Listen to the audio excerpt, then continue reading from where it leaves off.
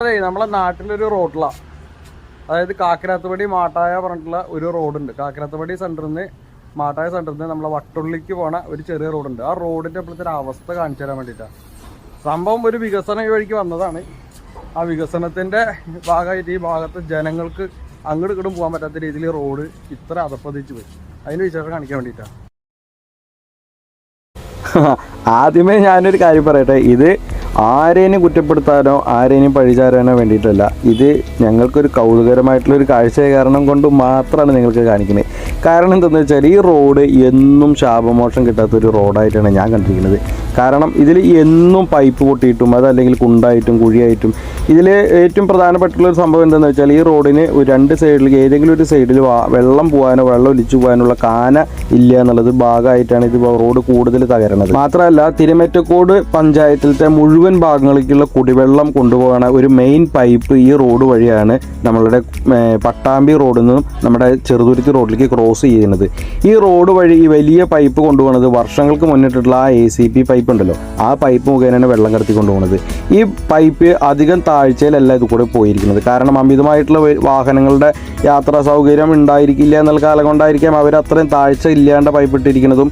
പക്ഷേ ഇതിൽ കൂടെ അമിതമായിട്ടുള്ള വെയിറ്റ് വെച്ചിട്ടുള്ള വാഹനങ്ങൾ കടന്നു പോകുന്നതോടുകൂടിയിട്ട് ഈ പൈപ്പിന് ഡാമേജ് വരികയും അത് കുറച്ചും കൂടി പ്രഷറിൽ വെള്ളം വരുന്ന സമയത്ത് ആ പൈപ്പ് പൊട്ടുകയും നിരന്തരം പൊട്ടിക്കൊണ്ടിരിക്കുന്ന ഒരു കാഴ്ച കാണാം.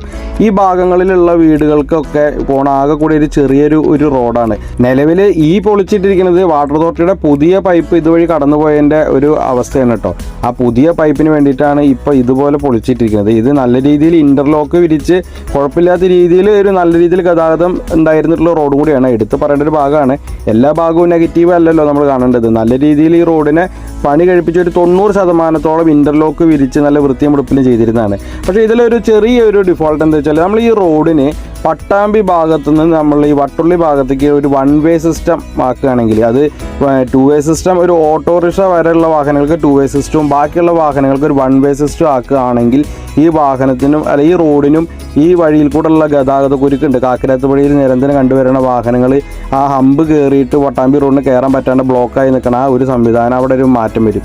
അതുപോലെ ഈ റോഡിൻ്റെ നല്ലൊരു രീതിയിൽ ഈ റോഡ് പണി കഴിപ്പിച്ചിട്ട് നമുക്ക് തിരിച്ച് കിട്ടും എന്നുള്ളൊരു പ്രതീക്ഷയും നമുക്ക് നല്ലോണം കിട്ടും. കാരണം ഈ ഇൻ്റർലോക്ക് വിരിച്ചിട്ട് ഇത്രയും നല്ല വൃത്തിയിൽ ചെയ്ത റോഡിനെ വാട്ടർ അതോറിറ്റിയുടെ ഒരു പൈപ്പ് കടന്നു പോയോട് കൂടിയിട്ടാണ് ഇതേ അവസ്ഥയിലെത്തിയത്. പിന്നെ പട്ടാമ്പി മാട്ടായ കാക്കരാത്തുപടി ഭാഗങ്ങളിൽ നിന്ന് വരുന്ന മഴവെള്ളം അമിതമായി കുത്തി ഒലിച്ചിട്ട് ശരിക്കും ഒരു തോടായിട്ടും മഴക്കാലത്ത് ഒരു പുഴയായി മാറുന്ന ഒരു റോഡ് കൂടിയാണിത്. അപ്പോൾ ഇത് നല്ല രീതിയിൽ നമുക്ക് തിരിച്ചു കിട്ടും എന്നുള്ളൊരു പ്രതീക്ഷയാണ്. പക്ഷേ കൗതുകരമായിട്ടുള്ള കാഴ്ച എന്നു പറഞ്ഞാൽ ശാപം കിട്ടാത്ത അല്ലെങ്കിൽ ശാപം